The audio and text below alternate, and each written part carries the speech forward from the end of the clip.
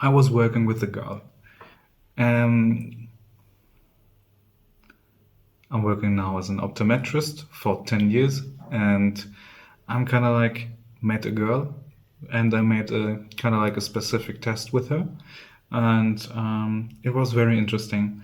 This is something, this specific test just leads you to see a horizontal line and a vertical line. And you should see a cross. But with this test, to find out the perfect direction, this has to be a perfect cross. And I asked her, "Do you see a perfect cross, or I can imagine what you see?" And she was like, yes. And I waited for a second, and she was like, yes, I see a cross, but my inner monk would say it's not perfect. And that was just an interesting thing she had said. And the inner monk is kind of like very important to understand, because in Germany and in Switzerland, also in Austria, an inner monk is something different as it's understood in the rest of the world. For example, if the person tell you something like here, especially in these countries, about their inner monk, then it's something a little bit about perfectionism, to have the right things in order, then their inner monk will yell at them. That's very normal to say, just in our countries here. And that's a very interesting thing. Especially when you feel like you don't make any progress with something in your life and you're sitting there, then possibly you have the wrong guide and the wrong teacher inside yourself. I guess there's always a voice inside you that tells you and that leads you. And especially when you sit there and do some things to achieve something you want to achieve, and you're trying and trying and trying and trying so goddamn hard, like I do. I was learning Arabic very often. Everything I know is like أنا لا أتكلم العربية أنا لا أفهم العربية. If you speak Arabic, I just told you that I don't speak Arabic and that I don't understand Arabic, was just like bad. But at least I had learned Italian, so, and hand lettering and some other things. And the thing is that you have this guide inside yourself, your inner monk. Let's call him the inner monk, even if you understand something different from it. But this story just told me something and changed my life in a way, because this girl was talking about her inner monk who wants to have the things perfect, and we all have these voices inside ourselves which just tries to lead us the way. But sometimes you just have to stop, listen to yourself, because if you want to achieve something, let me guess, and you have the advice from yourself, but it's telling you that you should do this or this or this or this, and it's totally wrong. It doesn't work. Huh. Surprising. Okay. Then you should properly try something else.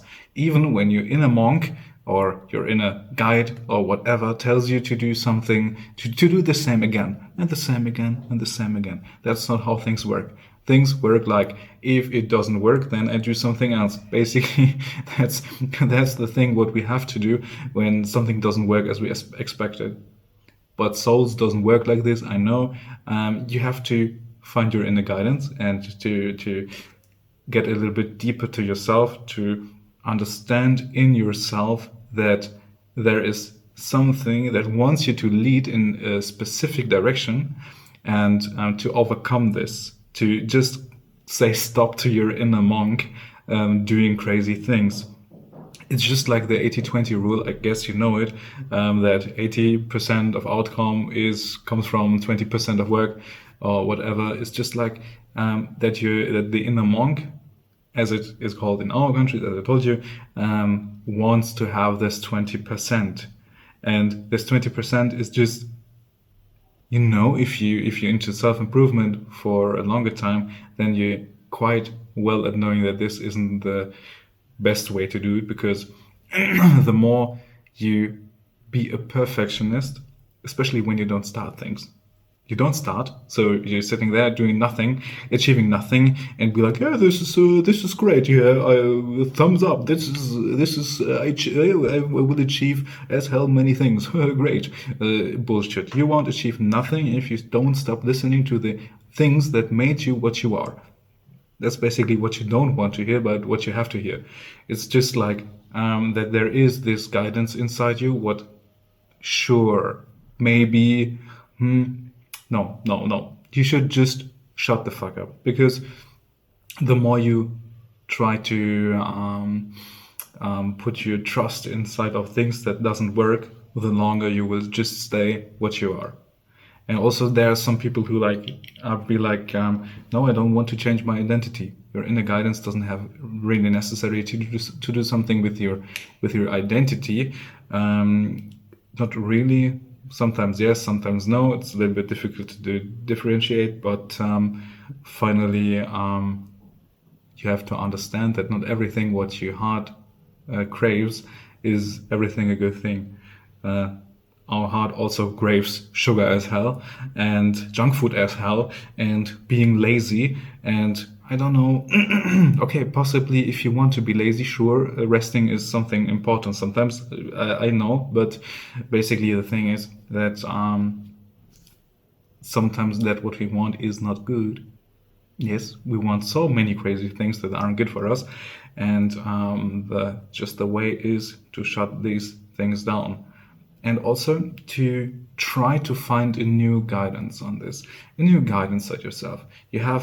You have this kind of like things. You have this inner monk, and she were starting with the thing.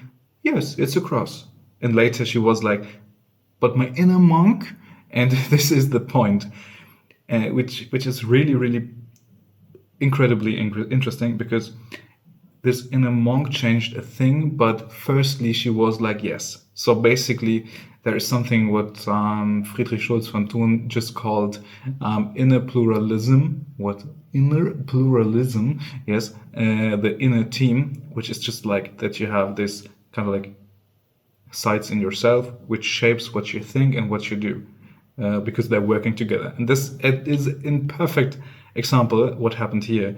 She were first was the one side saying yes, it is perfect, but then the monk comes in and be like, no, no, no, no, no, no, no, no, no, no, no, no, it's not perfect. No, no, it's far from perfect. That's not a cross. That's not a cross. Come, it needs to be, I don't know, 20 millimeters, a little bit more on the left side. I see. Dot dot dot. What we learn from it, basically, find the guidance in yourself. You have it. You have to find it. We learn that we don't have that we will be making no progress when we don't change goddamn things, and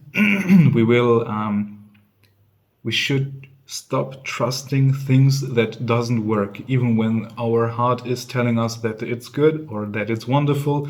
No, when it doesn't work for a longer time, then you should fucking do something else. Okay, great. Yes, in this case, that's everything what I wanted to tell you today. And hopefully this helps you a little bit with your journey, whatever you want to achieve. My goal is just to support you with the things you want to achieve, and to give you kind of like a help, a guidance, and to support you and get you on the right place to learn something new, and to find yourself a little bit better.